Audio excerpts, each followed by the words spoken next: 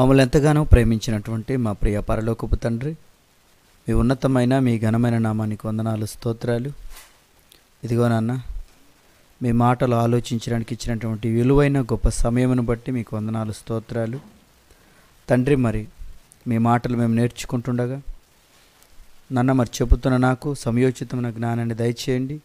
వింటున్న వారు కూడా చక్కగా వినగలిగే చెవులను వారికి దయచేయమని యేసుక్రీస్తు నామములో ఈ ప్రార్థన మీకు సమర్పిస్తున్నాను తండ్రి, ఆమేన్. క్రీస్తునందు ప్రియులందరికీ ప్రభు అయిన యేసుక్రీస్తు నామములో శుభాభివందనములు తెలియజేస్తున్నాను. ప్రియులరా, మరి బైబిల్ ఓపెన్ యూనివర్సిటీ ఇండియా ఇంటర్నేషనల్లో బ్యాచిలర్ ఆఫ్ బైబిల్ థియాలజీ మరి నేర్చుకుంటున్న విద్యార్థులు, ఈరోజు మరి మీకు చెప్పబోతున్న పాఠం బ్యాచిలర్ బైబిల్ థియాలజీ 2వ సంవత్సరం గాను ఈరోజు మీకు ఏర్పాటు చేయబడిన పాఠం ప్రేయర్ టవర్స్ అవసరత ఉన్నదా. ఏమండి, ప్రేయర్ టవర్స్ అవసరత ఉన్నదా? ప్రియులరా, ప్రేయర్ టవర్స్, ఈ ప్రేయర్ టవర్స్ అంటే ఏంటండి? ఈరోజు ఈ ప్రేయర్ టవర్స్ అనే పేరుతో ఎన్నెన్నో ఈరోజు ప్రపంచవ్యాప్తంగా ఎన్నో టవర్స్ అనగా గోపురాలు వెలసిల్లాయి. అందులో ఏం చేస్తారండి అంటే, ఏమండి, ప్రార్థన. ప్రేయర్ అనగానే ప్రార్థన, టవర్స్ అనగానే గోపురం. ఈ ప్రేయర్ టవర్స్లో ప్రార్థనలు జరిపిస్తున్నారు. ఎంతసేపు జరిపిస్తున్నారు అంటే, ఏమండి, 24 గంటలు ప్రార్థన చేస్తారు. ఏంటి, 24 గంటలు ప్రార్థన చేస్తారా? అవును ప్రియులారా, ఈరోజు ఆ ప్రేయర్స్ టవర్స్లో 24 గంటలు ప్రార్థన చేస్తూ, మేము మీ కొరకు ప్రార్థనలు చేస్తాము, ఇదిగో మీకు ఏమైనా సమస్యలు ఉన్నాయా, ఏమైనా ఇబ్బందులు ఉన్నాయా, మాతో చెప్పండి, మీ కొరకు మేము ప్రార్థిస్తామని ఏదో ఒక ప్రాంతంలోనో 2-3 ప్రాంతాల్లోనో కాదు కానీ ప్రపంచవ్యాప్తంగా ఈ ప్రేయర్ టవర్స్ ఏమండి అలుముకున్నాయని చెప్పటంలో ఎలాంటి సందేహం లేదు. ఇకపోతే Bible Open University India international వారు ఈ పాఠాన్ని పెట్టడానికి గల కారణం ప్రియులారా, ఏమండి, అసలు ఈ ప్రేయర్ టవర్స్ యొక్క అవసరత ఉన్నదా? ఏంటి, బైబిల్ ఏం చెబుతుంది ఈ ప్రేయర్ టవర్స్ గురించి? దాని విషయం అంతా ప్రియులారా క్రైస్తవులు అనేటువంటి వాళ్ళు తెలుసుకోవాలన్న ఉద్దేశంతోనే ఈ పాఠం పెట్టడం జరిగింది. ఏమండి, నిజంగా ఈ ప్రేయర్ టవర్స్ అవసరత ఉన్నదా? 24 గంటలు ప్రార్థన అవసరమా? అసలు ప్రార్థన అంటే ఏమిటి? ఏమండి, ఎందుకు చెయ్యాలి ప్రార్థన? దేని కొరకు చెయ్యాలి ప్రార్థన? ఎవరికి చెయ్యాలి ప్రార్థన? ఎంతసేపు చెయ్యాలి ప్రార్థన? ఏమండి, ఈ విషయాలన్నీ ఈరోజు క్రైస్తవునికి తెలుసంటారా? అండి, ఈ విషయాలు ఖచ్చితంగా తెలుసుకోవాలి. ఎందుకంటే ప్రార్థన అంటేనే ప్రియులారా అది దేవునితో ఏమండి మనిషి మాట్లాడటం, లేకపోతే దేవుడు మనతో మాట్లాడటం. ఈరోజు ఈ ప్రార్థన పేరుతో ప్రియులారా జరుగుతున్నటువంటి ఆకృత్యాలు అనవచ్చు. ఎందుకంటే ఏమండి, నిజంగా ప్రియులారా ఈ ప్రేయర్ టవర్స్ పేరు మీద ఎన్నెన్నో తప్పుడు కార్యక్రమాలు అనగా బైబిల్లో లేనివి చేస్తున్నారు. ఎలా చేస్తున్నారు ఈ పాఠం విన్న తర్వాత మీకు అర్థమవుతుంది ప్రియులారా.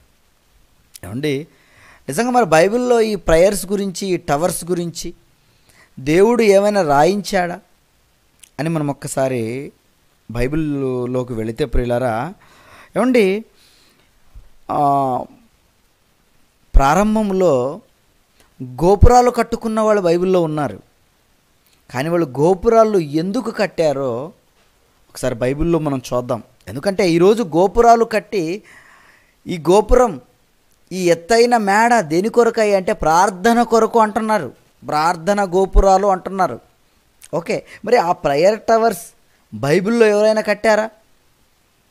ఏమండి, నిజంగా గోపురాలు ఎందుకు కట్టారో బైబిల్లో ఒకసారి మనం కొన్ని మాటలు చూద్దామండి. ప్రారంభ మాటలుగా ఏమండి, రెండవ రాజుల గ్రంథము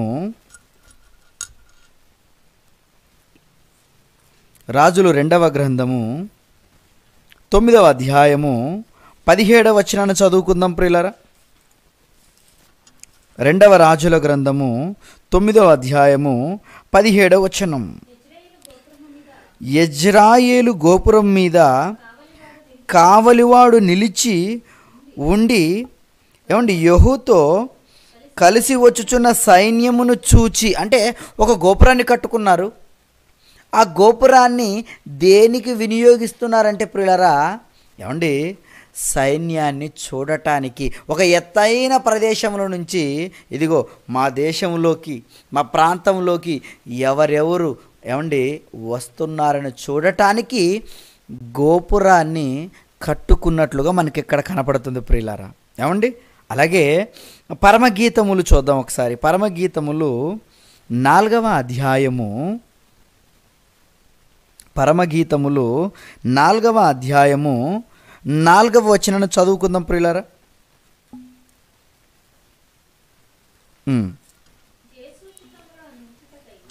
జయసూచములుంచుటకై దావీదు కట్టించిన గోపురముతోను 1000 డాలులను శూరుల కవచములన్నీ వ్రేలాడు ఆ గోపురముతోను నీ కందార సమానము అంటున్నాడు. అంటే జయసూచకములు నుంచుటకై దావీదు కట్టించిన గోపురముతోను అంటాడు. జయసూచకములు అంటే విజయం పొందినప్పుడు మేము గెలుపొందాము అని దానికి గుర్తుగా, సూచన గుర్తుగా గోపురాన్ని కూడా కట్టినట్లుగా చరిత్రలో మనం చదువుకున్నాం. నిజంగా గోపురాలు దేనికోసం కడుతున్నారో ఆలోచిస్తున్నాం మనం. అలాగే నిర్గమాకాండం. ఈరోజు ప్రియులారా, ఈ గోపురాలు ప్రేయర్స్ టవర్స్ ఎందుకయ్యా అంటే బైబిల్లో కూడా ప్రేయర్ టవర్స్ ఉన్నాయండి. ఎత్తైన ప్రదేశంలోకి వెళ్ళి వాళ్ళు ప్రార్థన చేశారండి.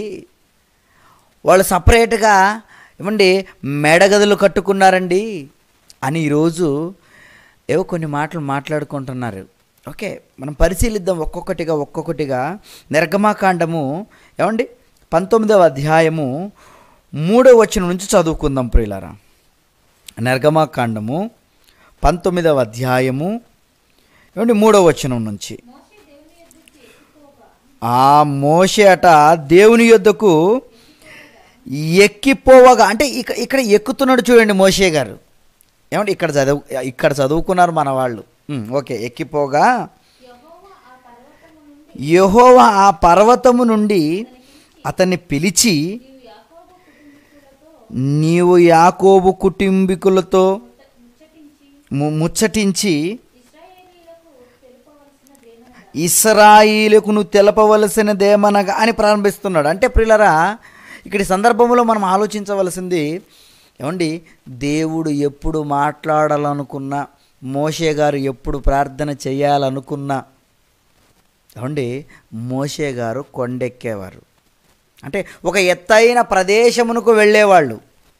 అంటే ఒక ఎత్తైన ప్రదేశమునకు వెళ్ళి ప్రార్థన చేశాడు కనుక మోషే, ఈరోజు మేము కూడా ఎత్తైన ప్రదేశంలోకి వెళ్ళి చేస్తే మా మనవులు కూడా వింటాడు అనుకొని ఈరోజు మరి ప్రార్థన గోపురాలు కట్టుకున్నారా? ఎందుకంటే ఈ వచనాలు వాళ్ళు కనిపించాయా? ఒకసారి ఆలోచించండి. ఒకవేళ మోషే గారు మాట్లాడితే పైకి వెళ్ళే మాట్లాడాడు, కింద మాట్లాడలేదా? నిజంగా కొన్ని సందర్భాలలో పైకి వెళ్ళే మాట్లాడాడు, కొండ ఎక్కే మాట్లాడాడు. కానీ ఇంకొన్ని సందర్భాల్లో ఏం జరిగిందో తెలుసా? అక్కడే ఆ 19వ అధ్యాయంలోనే 20వ వచనం నుంచి చదవండి. యెహోవా సీనాయి పర్వతం మీదికి అనగా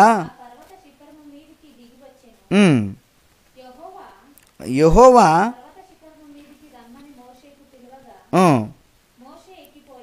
మోషే ఎక్కిపోయెను. అప్పుడు యెహోవా ప్రజలు చూచుటకు ప్రభు ఏమండి హద్దు మీరి వచ్చి ఎన్నో వచనం చదువుతున్నారు? 21.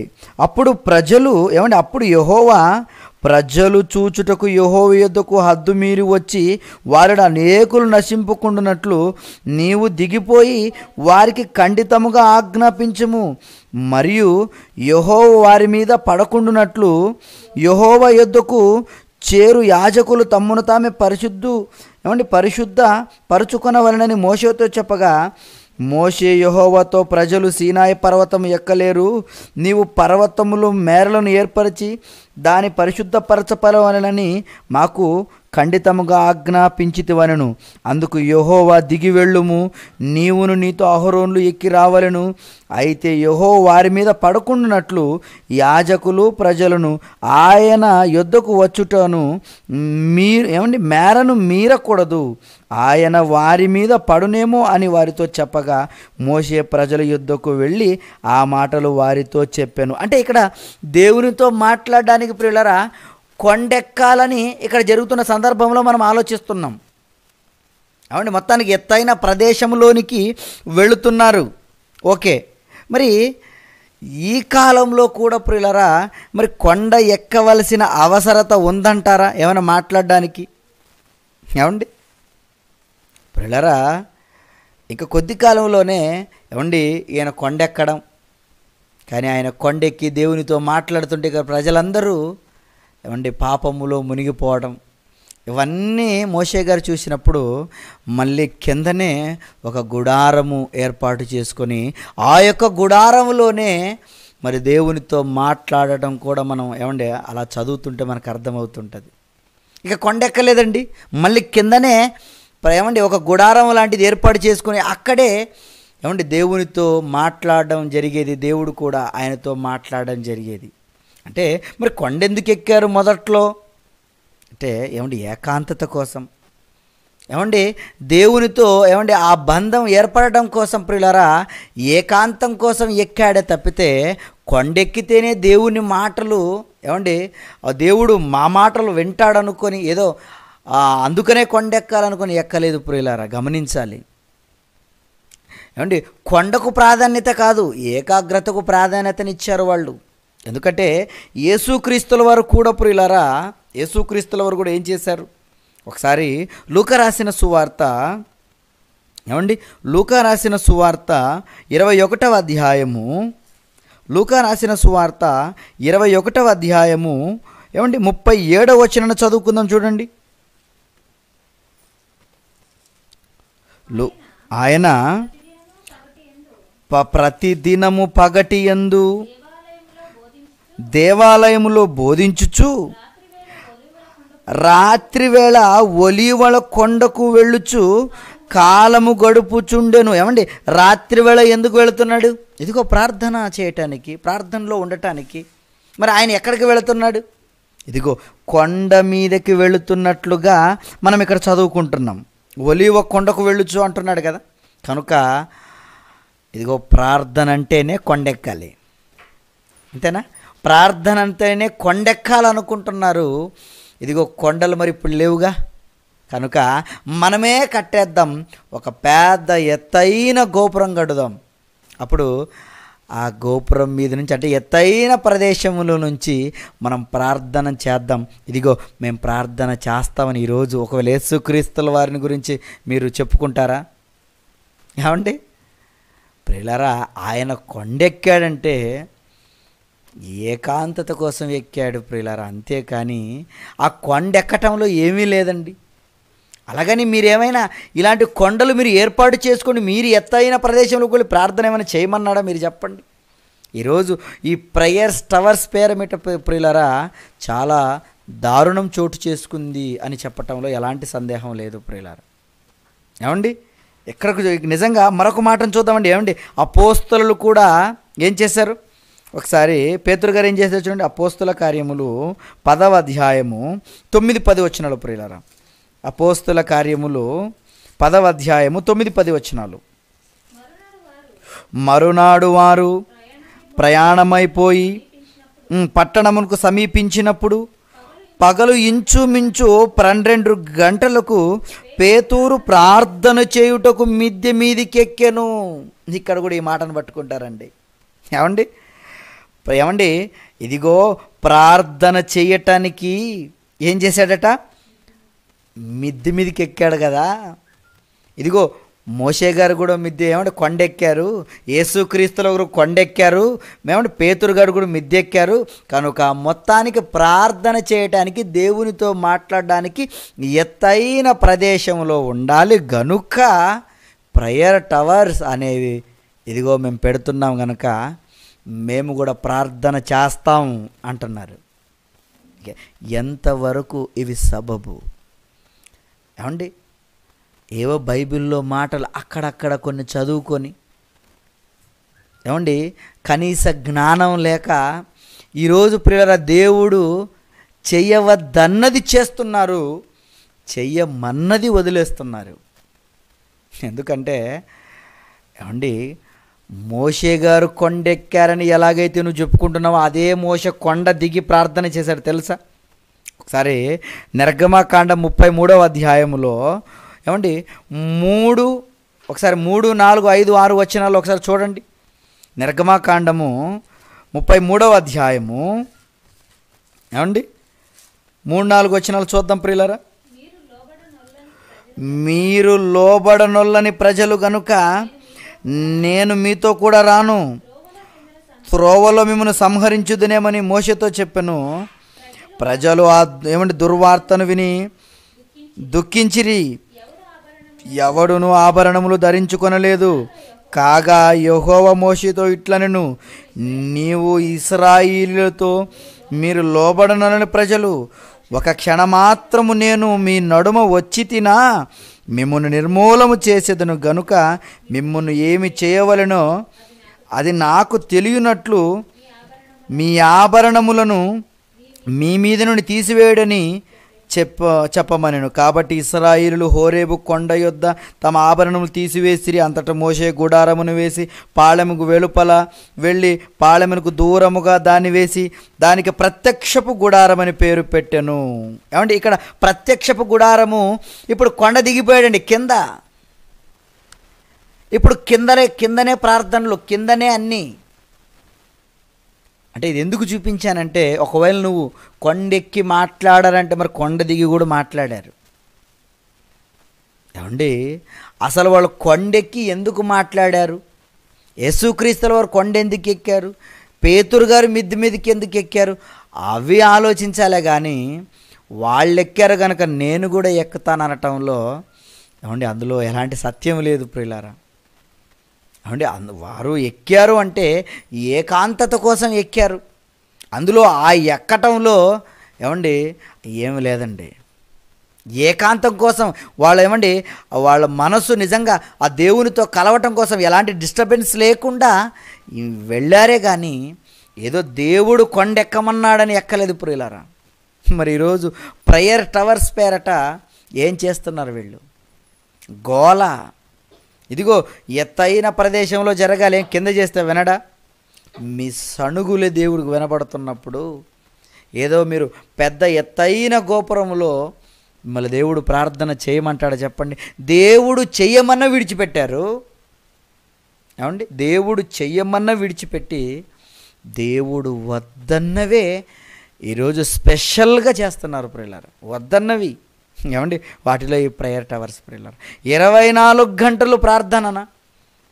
అసలు ప్రార్థన ఎలా చెయ్యమన్నాడు, ఎంతసేపు చెయ్యమన్నాడు నిజంగా వింటుంటే మతి పోతుందండి. ఈరోజు ఈ ప్రేయర్ టవర్స్ అంటే ప్రార్థన గోపురం, నిజంగా ఈ ప్రేయర్ టవర్స్ మీద ఎన్నో చెయ్యరాని కార్యాలు చేస్తున్నారు. ప్రార్థన ఎలా ఉండాలి? యేసుక్రీస్తు వారు మాట్లాడుతూ మత్తయి రాసిన సువార్త 6వ అధ్యాయము 5-6 వచనాల నుంచి ప్రారంభిద్దాం. చూడండి, ఇంకా పాఠంలోనికి వెళ్ళిపోదాం. మత్తయి రాసిన సువార్త 6వ అధ్యాయము 5-6 వచనాలు ప్రియులారా. మరియు మీరు ప్రార్థన చేయునప్పుడు వేషధారుల వలె ఉండవద్దు, మనుష్యులకు కనబడవలనని సమాజ మందిరములలోను వీధుల మూలలలోను నిలిచి ప్రార్థన చేయుట వారికి ఇష్టము. వారు తమ ఫలమును పొంది ఉన్నారని నిశ్చయముగా మీతో చెప్పుచున్నాను. నీవు ప్రార్థన చేయునప్పుడు నీ గదిలోనికి వెళ్ళి తలుపు వేసి రహస్యమందున నీ తండ్రికి ప్రార్థన చేయుము. అప్పుడు రహస్యమందు చూచు నీ తండ్రి నీకు ప్రతిఫలమిచ్చును. ఏమండి, మీ ప్రార్థన ఎలా ఉండాలో చెప్తున్నాడు చూడండి. ఏమండి, మీ ప్రార్థన ఇలా ఉండాలని చెప్పి మీరు ప్రేయర్ టవర్స్ కట్టుకోండి అని చెప్పాడా? ప్రార్థన గోపురం ఏర్పాటు చేసుకొని మీరు ఎత్తైన ప్రదేశంలోకి వెళ్ళి ప్రార్థన చేయమన్నాడా? చెప్పిన మాటలు పట్టించుకోలేదు, కానీ చెప్పనిది ఈరోజు హైలైట్ చేశారండి. ఏమండి, 24 గంటలు చేస్తున్నారట ఈరోజు ఆ ప్రేయర్ టవర్స్లో. ఏముంది అందులో అంటే ప్రేయర్, ప్రార్థన. ఏంటి 24 గంటలు ప్రార్థనేనా? మరి రోజు 24 గంటలు ప్రార్థన ఉంటే ఇక నువ్వు ప్రార్థన చేయడానికే వచ్చావా? ఇంకేం లేదా? ఏమండి, ఇలా 24 గంటలు ప్రార్థనే, వారమంతా ప్రార్థనే, సంవత్సరం అంతా ప్రార్థనే, నీకు ఇవ్వబడిన నీ ఆయుష్కాలంలో నువ్వు ప్రార్థననే చేస్తుంటే ఏమండి, నిజంగా నువ్వు పరలోకానికి వెళతావా? ఏమండి, అసలు నీ ప్రార్థన దేవుడు వింటాడా? అసలు దేవుడు నీ ప్రార్థన వినాలంటే నువ్వేం చెయ్యాలి? అసలు నీ ప్రార్థన అసలు దేవుడు చేయమన్నాడా? వీళ్ళు అవునండి దేవుడే చేయమన్నాడని చెప్పడానికి ఒక 2 మాటలు చూపిస్తారండి వీళ్ళు. చూద్దాం ఆ మాటలు ఏంటో. దెస్సలోనికలకు రాసిన పత్రిక, ఏమండి, దెస్సలోనికలకు రాసిన, ఇక్కడ చూస్తారంటే మొదటి పత్రిక, దెస్సలోనికలకు రాసిన మొదటి పత్రిక 5వ అధ్యాయము 15వ వచనం చదవండి ఒకసారి.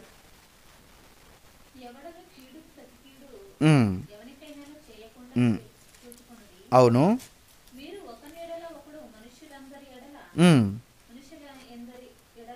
ఎడలను ఎల్లప్పుడూ మేలైన దానిని అనుసరించి నడుచుకొనుడి, ఎల్లప్పుడూ సంతోషముగా ఉండుడి, ఎడతెగక ప్రార్థన చేయుడి. ఏమండి, ఇక్కడ ఆగిపోతారండి మన వాళ్ళు. ఎడతెగక ప్రార్థన చేయుడి అంటే దేవుడు ఎడతెగక ప్రార్థన చేయుడి అన్నాడు. కంటిన్యూగా ప్రార్థన చేయమన్నాడు. ఎడతెరిపి లేకుండా వర్షం కురుస్తుంది అంటే ఏంటి అర్థం? కంటిన్యూగా కురుస్తుందండి వర్షం అని అర్థం. ఇప్పుడు ఇక్కడ కూడా దేవుడు ఎడతెగక ప్రార్థన చేయమన్నాడు గనుక మేము ఎడతెగక ప్రార్థన చేస్తున్నామండి. 24 అవర్స్ ప్రార్థన అండి. మేము ప్రార్థన యోధులం అండి. ఇదిగో ప్రార్థన జీవితం కలిగి ఉండాలి ఓ విశ్వాసి అని చెప్తుంటారు. ఏమండి, ఇదిగోనండి ఈరోజు Bible Open University India international వారి మీద కూడా ఈరోజు తప్పుడు అబాండ. ఏమంటే ఇదిగో వారు ప్రార్థన చేయొద్దంటారండి. ఎవరు చెప్పారు నీకు ప్రార్థన చేయొద్దన్నారని? ప్రార్థన ఎలా చెయ్యాలో నేర్చుకోమని చెబుతారు. 24 గంటలు ప్రార్థనేనా? ఒకవేళ నువ్వు అనుకున్నట్లు ఎడతెరిపి ఏమండి ప్రార్థనలోనే కూర్చుంటే నిజంగా బైబిల్ ఆ ప్రార్థన అంగీకరిస్తుందా? ఏమండి, పాపులు మారిపోతారా? నువ్వు సర్వలోకానికి వెళ్ళి సర్వసృష్టికి సువార్తను ప్రకటించమన్నాడే కానీ ఏమండి నువ్వు 24 గంటలు ప్రార్థన చేయమన్నాడా? ఏమండి, మరొక మాట చూద్దాం. ఏమండి, అపోస్తుల కార్యములు 42వ అధ్యాయము, క్షమించండి 2వ అధ్యాయము 42వ వచనం. వీరు అపోస్తుల బోధ యందున, ఎవరు వీళ్ళు? ఏమండి, పేతురు గారి బోధ విని ఏమంటే 3000 మంది బాప్తిజం తీసుకున్నారు కదా. అలా అయినటువంటి వాళ్ళు దేంట్లో మీరు నడుచుకోవాలో రాయిస్తున్నాడు చూడండి. వీరు అపోస్తలుల బోధ యందును సహవాసమందును రొట్టె విరుచుట యందును ప్రార్థన చేయుట యందును ఎడతెగక ఉండిరి. ఏమంటే ఇక్కడ కూడా ఈ 2 వదిలేశారు. అపోస్తల బోధ యందును వదిలేశారు, సహవాసమందు వదిలేశారు, రొట్టె విరుచుట యందు వదిలేశారు, ప్రార్థన చేయుట యందు ఎడతెగక ఉండుడి. అంటే ఇక్కడ కూడా అండి మరి ప్రార్థన చేయండి అంటే ఎడతెగక చేయమన్నాడు కనుక మేము చేస్తున్నాం ప్రార్థన. ఎడతెగక చేయమన్నాడు అంటే కంటిన్యూగా ప్రార్థన చేయమన్నాడు కనుక మేము ఇక 24 గంటలు ప్రార్థనే, మీరు కూడా అలా చేయాలి, దేవుడు చెప్పాడు కదా అంటారు కదా. ఏమండి, ఆ మాటల్లో ఉన్న భావాన్ని గమనించాలి. అక్కడ చెబుతున్నాడు అపోస్తలుల బోధ, ఆ బోధలో నువ్వు ఉన్నావా? సహవాసంలో నువ్వు ఉన్నావా? రొట్టె విరుచుటలో నువ్వు ఉన్నావా? ఆ సహవాసం అంటే ఏంటి? ఏమండి, ఆ అపోస్తలుల బోధ అంటే ఏంటి? ఆ రొట్టె విరవడం అంటే ఏంటి? అందులో ఉన్న పరమార్థాలు ఏమిటి అని ఆలోచిస్తున్నారా? ప్రార్థనకు అంకితమైపోయారు. ఇదిగో ప్రార్థన ఎడతెగకుండా చేయమన్నాడు గనక మేము కంటిన్యూగా చేస్తామంటారా? అంటే ఉదాహరణకు ఒక డాక్టర్ గారు వచ్చి అంటే మీకు బాగలేనప్పుడు మీకు మెడిసిన్స్ ఇస్తుంటారు. ఆ మెడిసిన్స్ ఇస్తూ ఇదిగో మీరు ఈ మెడిసిన్స్ కంటిన్యూగా వాడండి, రోజు వాడండి అన్నాడు. ఇప్పుడు రోజు వాడమన్నాడు కదా అని ఏమండి భోజనాలు వదిలేసి పని వదిలేసి ఇక 24 గంటలు ట్యాబ్లెట్లు వేసుకుంటూనే ఉంటారా? మీరు చెప్పండి. కంటిన్యూగా వాడండి అని చెప్పాడు డాక్టర్, రోజు వాడండి అని చెప్పాడు. రోజు వాడమంటే అందులో అర్థం ఏంటండి? రోజు వాడమన్నాడంటే అతను ఒక టైమింగ్ ఇచ్చాడు దానికి. ఇదిగో నువ్వు ఈ పూట ఇవి వేసుకోవాలి, ఈ పూట ఇవి వేసుకోవాలి, అవన్నీ చెప్పిన తర్వాత ఇవి రోజు నువ్వు వాడాలి అంటాడు. ఎడతెరిపి లేకుండా, ఏమండి ఎడతెగక, ఆ మాటకున్న అర్థం ప్రియులారా. కంటిన్యూ ప్రార్థన ఓకే, ఎడతెరిపి లేకుండా రోజు చేయండి, ఎడతెగక చేయండి అన్నాడు.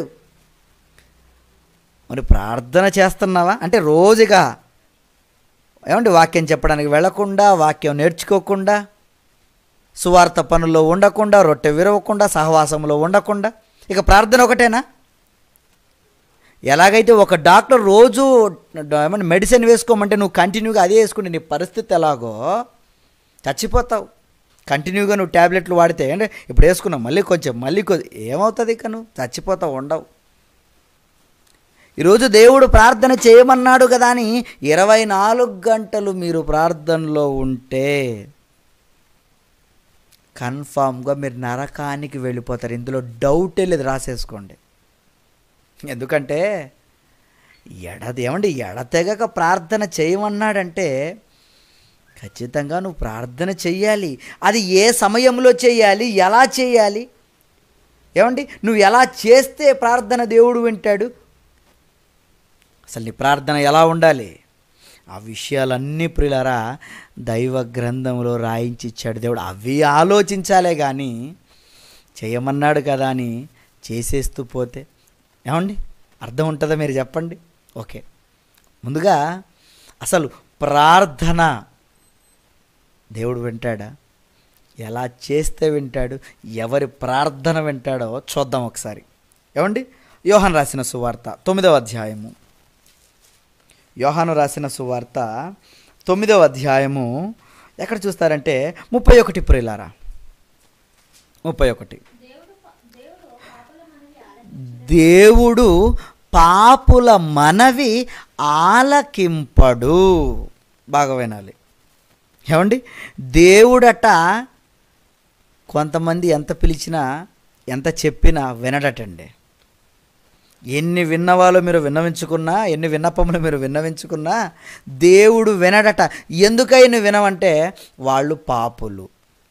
ఏమండి దేవుడు పాపుల మనవి ఆలకింపడు. మరి ఎవరి మాట వింటాడు? కింద సమాధానం, ఎవడైనను దేవభక్తుడయుండి ఆయన చిత్తము చొప్పున జరిగించిన ఎడల ఆయన వాని మనవి వినును. ఎంత మంచి మాట అండి. ఎవరి మాట వింటాడంటే ఏమండి ఎవడైనను దైవభక్తుడయుండి, ఏమండి ఎవడైనను దేవభక్తుడయుండి ఆయన చిత్తము చొప్పున జరిగించిన ఎడల, అంటే ఆయన చిత్తం అంటే ఆయన చెప్పిన పని చేసి మీరు ప్రార్థన చేస్తే మీ మనవి వింటాడు. బాగా వినాలి. ఏమండి పాపుల మనం వినడండి. నువ్వు పాపాత్ముడుగా నువ్వు ఉండి అంటే దేవుని మాటను అంగీకరించకుండా, అంతే కదండి, ఆజ్ఞ అతిక్రమమే పాపము. ఇప్పుడు దేవుని మాటను పక్కన పెట్టి ఆయన మాటలను పట్టించుకోకుండా నేను ప్రార్థన చేస్తానండి, నీ ప్రార్థన దేవుడు వినడు. ఏంటి నువ్వేం పక్కన పెట్టావు? అదే కింద అంటాడు, ఎవడైనాను దైవ భక్తుడయుండి ఆయన చిత్తము చొప్పున జరిగించువాడు. అంటే ఆయన ఒక పని పెట్టాడు నీకు, ఆయన పని ఉంది, ఆయన సంకల్పం ఉంది, నువ్వు చేయవలసి ఉంది. ఆ పని నువ్వు చేస్తూ నువ్వు ఉండి, ఆ పనిలో ఉండి నువ్వు ప్రార్థన చేస్తే నీ మాట వింటాడు. ఏమంటే మీకు అర్థమవుతుందా? ఇప్పుడు ఆ పనిని పక్కన పెట్టారు, చిత్తం చొప్పున పక్కన పెట్టారు, డైరెక్ట్గా ప్రార్థన చేస్తున్నారు. అంటే మీరు పాపులు. మీరు పని చేయవాడెవడు? పాపి. దేవుని మాటను పక్కన పెట్టినవాడు దేవుని చిత్తం చొప్పున ఏమంటే జరిగిస్తున్నావంటే ఓకే నీ మాట వింటాడు, నువ్వు జరిగించలేదంటే నీ మాట వినడు, అంటే నువ్వు పాపి, నీ మనవి వినడు. ఈరోజు ప్రార్థన గోపురాల పేరట, అంటే ప్రేయర్స్ టవర్ పేరట ఆయన పనిని పక్కన పెట్టి ప్రార్థన చేస్తున్నారు. మరి వీళ్ళు ప్రార్థన దేవుడు అంగీకరిస్తున్నాడా? లేదు ప్రియులారా, పాపులు వాళ్ళు. కారణం దేవుని పనిలో లేరు, దేవుని పనిలో లేరు ప్రియులారా. ఏదో బైబిల్ పట్టుకున్నంత మాత్రాన భక్తుల, ఆదివారం చర్చికి వెళ్ళినంత మాత్రాన భక్తుల, ప్రార్థన చేస్తున్నంత మాత్రాన భక్తుల? ఎవరండి భక్తులు? ఏదో లోకంలో ఒక సామెత ఉంటుంది, పురుషులందు పుణ్య పురుషులు వేరయా అని. ఈరోజు భక్తుల్లో కూడా నిజమైన భక్తులు వేరు, అందరు అబద్ధ భక్తులే. ప్రార్థన ముసుగులు ఈరోజు చేస్తున్నటువంటి ఏమండి ఘోరాతి ఘోరమైన కార్యాలు ఇవే. పని వదిలేసారు, ప్రార్థన పెట్టుకున్నారు. మళ్ళీ వీళ్ళు చేస్తున్నటువంటి ఘోరం ఏంటో తెలుసా? ఇదిగో రండి, మేము మీ కొరకు ప్రార్థన చేస్తాం. ఏమండి మేము మీ కొరకు ఏమండి మనిషి కొరకు ప్రార్థన చేస్తారా? ప్రార్థన చేస్తే అతను కొరిగేదేంటి? చూద్దాం కొన్ని మాటలు ప్రియులారా. యేసుక్రీస్తుల వారు కూడా ఏమని మాట్లాడుతున్నారో ఒకసారి అక్కడే యోహాను రాసిన సువార్త 7వ అధ్యాయము, ఏమండి యోహానా చూద్దాం ఒకసారి. యోహాను రాసిన సువార్త, క్షమించండి, మత్తయి రాసిన సువార్త 7వ అధ్యాయం 21 నుంచి చదువుకుందాం. రైట్, 7:21 నుంచి. ప్రభువా ప్రభువా అని నన్ను పిలుచువాడు, ఏమంటే ప్రతివాడును పరలోక రాజ్యములో ప్రవేశింపడు గాని పరలోకమందున్న నా తండ్రి చిత్త ప్రకారం చేయువాడే ప్రవేశించును. ఏమండి ప్రభువా ప్రభువా ప్రార్థన కదండి, ప్రభువా ప్రభువా. ఒకవేళ అలా ఎవరైనా ప్రభువా ప్రభువా అని ప్రార్థన వీరుడు ఎవరైనా ఉన్నారా? ఎవరైనా ఉంటే వాళ్ళు ఎక్కడికి వెళ్ళారట? పరలోక రాజ్యములోనికి వెళ్ళరు. మరి ఎవరు వెళతారు? తండ్రి చిత్తం చొప్పున జరిగించువాడే. ఏమండి తండ్రి చిత్తము చొప్పున జరిగించువాడే వెళతాడు. కానీ ఏమండి ప్రార్థన చేసేవాళ్ళు పరలోకానికి వెళ్ళరు. మీ కొరకు ప్రార్థన చేస్తామంటున్నారా? వెళ్ళరండి. ఎందుకు? ప్రభు చిత్తం జరిగించాలి. మరి ప్రభు చిత్తం ఏది? ఏంటి ప్రభు చిత్తం? కిందకి కొంతమంది కేటగిరీ కింద వచ్చారు చూడండి. కొంతమంది ఆ దినమందు 22వ వచనం, ఆ దినమందు అనేకులు నన్ను చూచి ప్రభువా ప్రభువా మేము నీ నామమున ప్రవచింపలేదా, నీ నామమున దయ్యములను వెళ్ళగొట్టలేదా, నీ నామమున అద్భుతములు అనేకమైన అద్భుతములు చేయలేదా అని చెప్పుదురు. అయ్యా మేము గొప్ప కార్యాలు చేసాము. ఏంటయ్యా అంటే నీ నామమున, అంటే నీ పేరుతో మేము ప్రార్థన చేసి దయ్యాలు వెళ్ళగొట్టాం, అంతే కదండి. నీ నామమున అద్భుత కార్యములు అంటే నీ ప్రార్థన చేసి అద్భుతాలు, మిరాకిల్స్, అంతేనా? చేశారట, అద్భుతాలు చేస్తున్నారట, దయ్యాలు వెళ్ళగొట్టారట. ఇవన్నీ చేస్తుంటే అప్పుడు దేవుడు ఓకే వెరీ గుడ్, మీరు ప్రార్థనలు చేశారా, ప్రార్థనలు చేసి ఇవన్నీ చేశారా, అయితే ఎక్కమ్మన్నాడా? గెట్ లాస్ట్, వెళ్ళిపోండి, అక్రమము చేయువారులారా నా యొద్ద నుండి పొండి. అంటే అక్రమమా? ఇది దేవుని చిత్తము కాదా? దయ్యాళ్ళు వెళ్ళగొట్టడం దేవుని చిత్తం ఏంటండి? అద్భుతాలు చేయటం దేవుని చిత్తం ఏంటండి? ఆనాడు స్పెషల్గా దేవుడు వాళ్ళకు కొన్ని పనులు ఇచ్చాడు. యేసుక్రీస్తుల వారికి, అపోస్తలులకు, కొంతమంది ప్రవక్తలకు స్పెషల్లీ ఇచ్చాడండి వాళ్ళకి. కానీ ఈ కాలం క్రైస్తవులుగా ఉన్నటువంటి వాళ్ళకి ఇలా మీరు కూడా ప్రార్థన చేసి రోగాలను పోగొట్టండి, అద్భుతాలు చేయండి, ఈ వరాలనేవి ఇవ్వలేదు ప్రియులారా. గమనించాలి. పనిచ్చాడు, అది సువార్త పని. ఇదిగో 26 పుస్తకాలను దేవుడు రాయించి ఇచ్చాడంటే ఇందులో ఉన్న సత్యాన్ని నువ్వు మొదట నేర్చుకొని, ఏమండి ఇదిగో నశించిపోతున్న వాళ్ళు ఎంతోమంది ఉన్నారు. వాక్యం తెలియక, దేవుడు తెలియక, అసలు భూమి మీద జన్మెందుకు జరిగిందో తెలియక. అలాంటి వాళ్ళకి వాళ్ళ జన్మ పరమార్థాన్ని తెలుపు. దేవుణ్ణి నిజంగా చూపించు, వాళ్ళకి చూపించాలి నువ్వు దేవుణ్ణి. ఎందుకంటే నరకాగ్నికి వెళ్ళిపోతున్నావు. ఇదిగో సువార్త ద్వారా వాళ్ళని రక్షించాలని దేవుని నువ్వు నమ్ముకున్నావు, అందుకే దేవుని దగ్గరకు వచ్చావు. ఆ భారమే నీ మీద మోపబడి ఉందే కానీ నువ్వు వాళ్ళ కొరకు ప్రార్థన చెయ్యాలని మాత్రం రాలేదు ప్రియులారా. కానీ ఈరోజు ఈ ప్రేయర్ టవర్స్ మీద ప్రియులారా ఏం చేస్తున్నారు? ప్రేయరా. ఆనాడు చూడండి వచ్చారండి, మేము నీ నామమున అంటే ప్రార్థన నీ పేరు మీద చేసామయ్యా, మేము యేసు నామమున వెళ్ళిపో అన్నాం, అంతే కదండి. ఈరోజు in the name of Jesus touch అంటాడు, అంతే పడిపోతాడు వాడు. ఎందుకు పడిపోయాడు? ఏమండి నిజంగా ఏదో ప్రార్థన అంటున్నారు కానీ ఈరోజు బైబిల్ ఓపెన్ యూనివర్సిటీ ఇంటర్నేషనల్ ప్రియులారా, నిజంగా ఆనాడు అపోస్తలులు ఎటువంటి బోధ చేశారో ఆ బోధండి ఈరోజు ఉన్నది ఉన్నట్లు. మీరు నమ్మండి, నమ్మకపోండి, నిజం ప్రియులారా. ఇవి బైబిల్లో వ్రాయబడిన వాస్తవాలు. ఈరోజు అది గ్రహించకుండా అనేక మందిని నరకాగ్నికి నడిపిస్తున్నాడు అపవాది. ఈ క్రైస్తవుల్లో దూరిపోయాడు. వాడు వేసుకున్నాడంటే ముసుగు, క్రైస్తవులు ముసుగు వేసుకొని ఈరోజు ప్రార్థనల పేరట చేయరాని కార్యములు చేయిస్తున్నాడు. ఏమండి నిజంగా యేసుక్రీస్తుల వారు ఏమండి ప్రార్థన చేయడానికి వచ్చాడు భూమి మీదకి. ఒకవేళ ఈ ప్రార్థన వలననే ఏమండి ఆ ప్రార్థనని దేవుని చిత్తం అనుకుంటే యేసుక్రీస్తుల వారు కూడా ప్రజల్లోకి ఎందుకు వెళ్ళాలి? ఏదో ఒక దగ్గరుండి ప్రార్థన చేయొచ్చు కదా. హరి యేసుక్రీస్తుల వారు ఏమండి ఆయన వచ్చిందే దేని కొరకు అంటూ ఏమండి మార్కు రాసిన సువార్త 1వ అధ్యాయము 38వ వచనం నుంచి చదువుకుందాం ప్రియులారా. 38 నుంచి ఆయన ఇతర సమీప గ్రామాలలోనూ నేను ప్రకటించున్నట్లు వెళ్ళుదుము రండి. ఇదిగో రండి, ప్రకటించాలి దేవుని వాక్యం. ప్రకటించువారు లేకుండా వారు ఎట్లు విందురు? చెప్పాలి నువ్వు. ఇదిగో ప్రార్థనతో పాపి మారతాడా?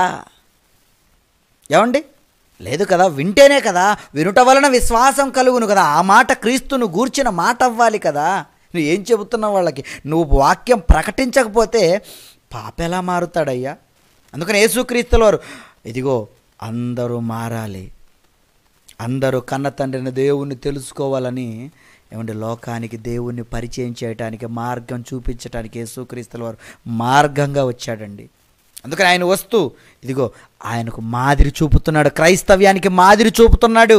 ఇదిగో రండి వెళదాం, ప్రకటించినట్లు నేను ఎలా ప్రకటించినట్లు వెళ్ళాను, నేను మీకు మాదిరి, మీరు కూడా వెళ్ళాలి. అంతే కదా. ఆయన చూడండి, ఆయన జీవిత కాలంలో ఎప్పుడు చూసినా రండి. యోహాను రాసిన సువార్త 6వ అధ్యాయము, యోహాను రాసిన సువార్త 6వ అధ్యాయం 38వ వచనం ప్రియులారా. నా ఇష్టము నెరవేర్చుకొనుటకు నేను రాలేదు.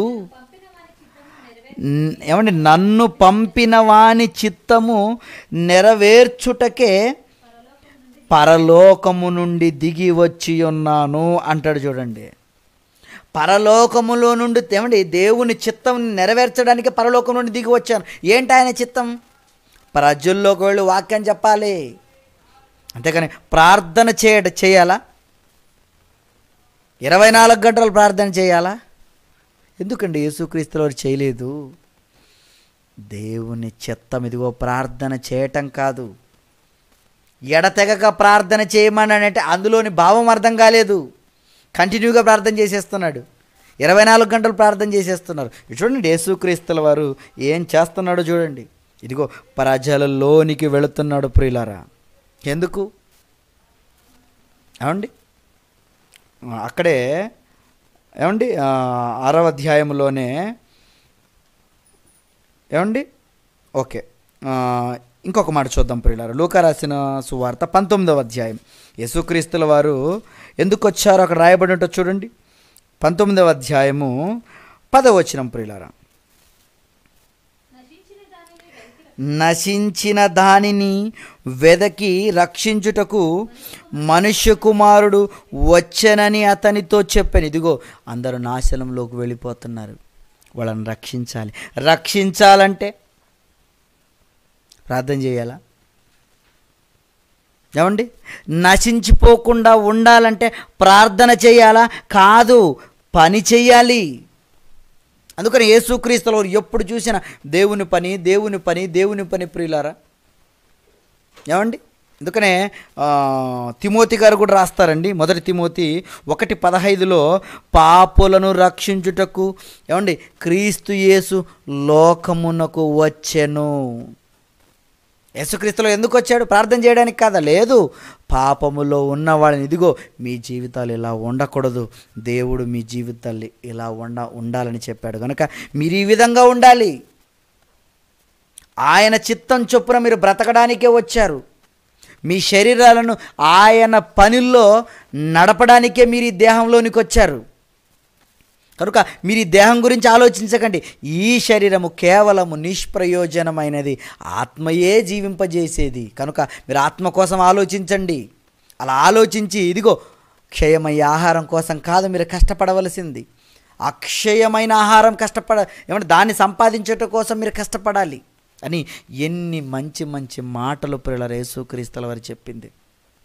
ఏమండి? కనుక ఆ మాటలు చెప్పాలే కానీ ఇదిగో ప్రార్థన చేస్తే అంటే ప్రతిరోజు యేసుక్రీస్తు ఏమండి లేచి వెళ్ళిపోయాడు పెందలక్కడ. ఎందుకు? దేవుని మాటలు చెప్పడానికి. ఏమండి? ప్రతిరోజు ఎందుకు? పాపి మారాలి మరి. ఎందుకంటే పాపి మారితేనే కదా దేవునికి సంతోషం, అంతే కదండి. ఎక్కడ చూస్తారంటే లూకా రాసిన సువార్త 15వ అధ్యాయము, లూకా రాసిన సువార్త 15వ అధ్యాయము 7వ వచనం నుంచి ఏమండి అటువలే మారు మనసు అక్కరలేని 99 మంది నీతిమంతుల విషయమై కలుగు సంతోషము కంటే మారు మనస్సు పొందు ఒక్క పాపి విషయమై పరలోకమందు ఎక్కువ సంతోషము కలుగును. ఇదిగో దేవునికి హ్యాపీ, దేవునికి సంతోషం ఎందులో ఉంది? నువ్వు ప్రార్థన చేయటంలో ఉందనుకుంటున్నారా? నువ్వు ప్రార్థన అంటేనే అడుగుతున్నావు దేవుణ్ణి. ఎప్పుడు అడుగుతున్నాడు అనుకోండి, చెప్పా అంటారు, అంతేనా? ఏంటి ఎప్పుడు అడగడమేనా?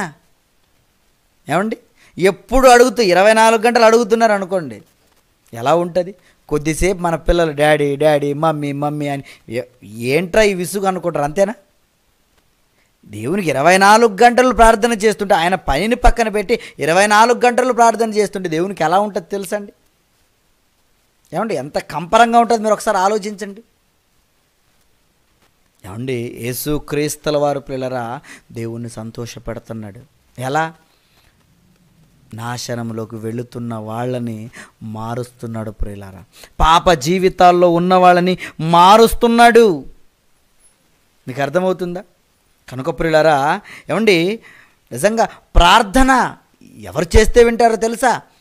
దేవుని సేవ చేస్తూ ఏమంటే దేవుని పనిలో ఉండి ఆయన చిత్తం చొప్పున జరిగిస్తే అప్పుడు నీ ప్రార్థన వింటాడు ఆయన. అప్పుడు నువ్వు చేయి ప్రార్థన. ఎందుకంటే ఎవడైనాను దైవ భక్తుడై ఉండి ఆయన చిత్తం చొప్పున జరిగిస్తేనే అప్పుడు వారి మనవి వింటాడట.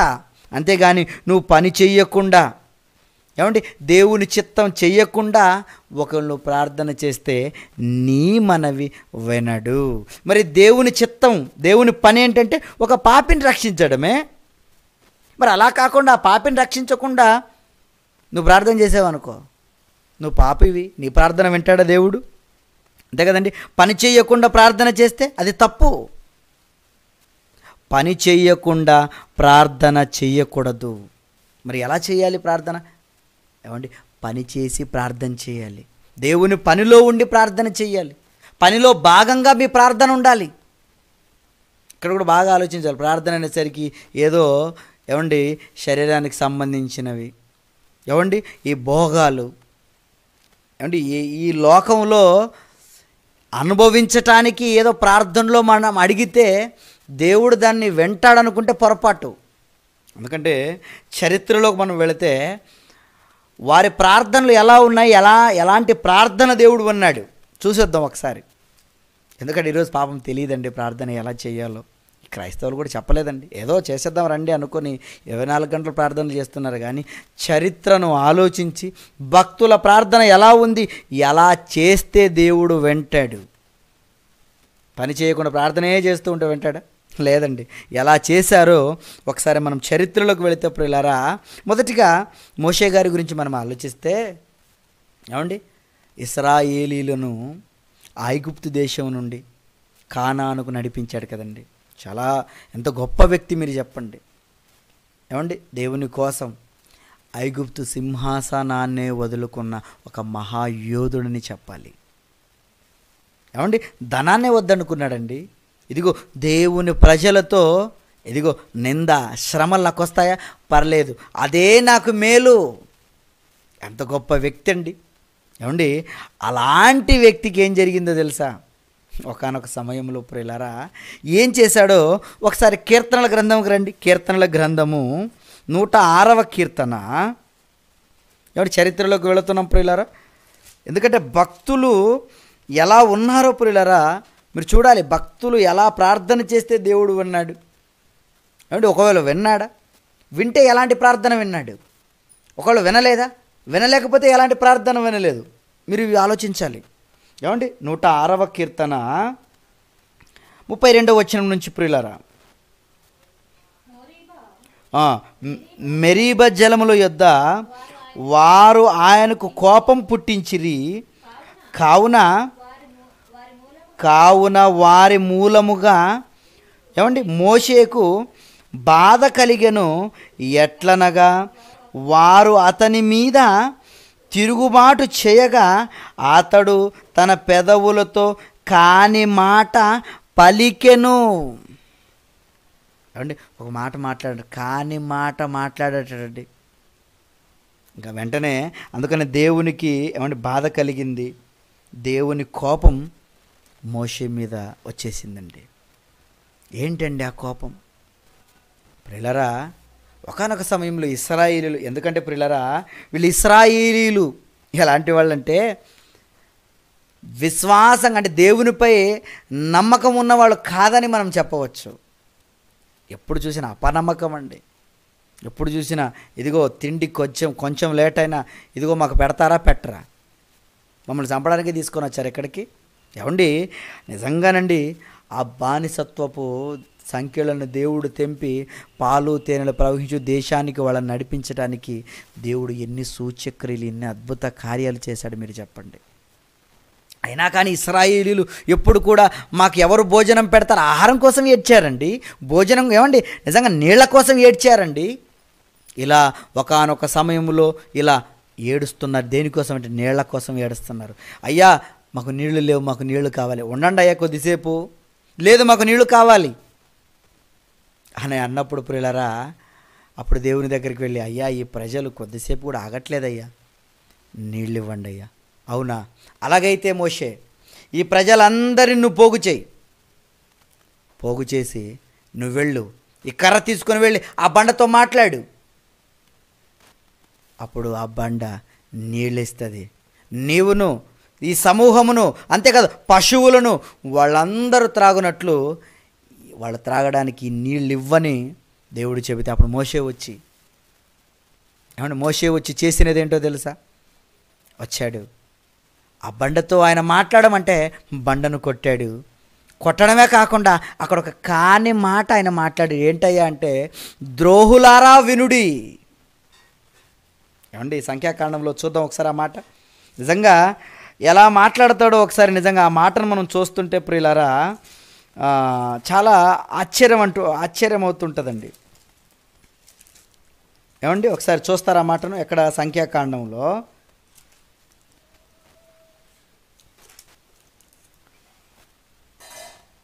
ఏమండి, సంఖ్యాకాండము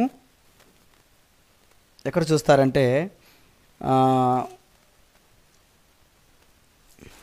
ఓకేనండి, నేను మీకు తర్వాత చూపిస్తాను అనమాట. అంటే అక్కడ ఏమని ఉంటుందంటే ప్రియులారా, నిజంగా ద్రోహులారా వినుడి అని ప్రారంభిస్తాడు. వెంటనే దేవుడు ఏమండి, దేవుని కోపం మోషే మీదకి దిగింది ప్రియులారా. ఏంటయ్యా నువ్వు ఇశ్రాయేలుల ఎదుట నువ్వు నన్ను మహిమపరచలేదు ఎందుకు? ఇదిగో నేను వెళ్ళి నిన్ను మాట్లాడమంటే నువ్వేం చేసావు? ఏమండి, నువ్వేం చేసావు? నువ్వు వెళ్ళి ద్రోహులారా వెనుడి అని, అది కాకుండా మరి బండతో నువ్వు మాట్లాడమంటే కొడతావా? కనుక నీకు ఇప్పటి నుంచి శాపం ఏంటో తెలుసా? అందరూ కానానుకు వెళతారు, నడిపించే నువ్వే వెళ్ళవు. అందరూ వెళతారు, నువ్వు మాత్రం వెళ్ళవు. ఇది జరిగినప్పుడు ప్రియులరా, మోషే ప్రార్థన చేశాడు తెలుసా మీకు? ఆయన ఏమని ప్రార్థన చేశాడో ఒకసారి ఆయన ప్రార్థన చూద్దాం. ఎందుకంటే ఇది నేను ఏమండి, మనకు ప్రార్థన అవసరం కదా, అందుకని ప్రార్థన మీకు చూపిస్తున్నా. ద్వితీయోపదేశ కాండము, ఏమండి ద్వితీయోపదేశ కాండము ఎక్కడ చూస్తారంటే ఏమండి 3వ అధ్యాయము 25, 26 వచనాలు ప్రియులారా.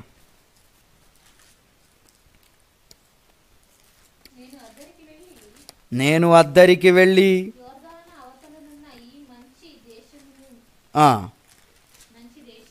మంచి దేశమును మంచి మాన్యమును ఆ లెబనోనును చూచునట్లు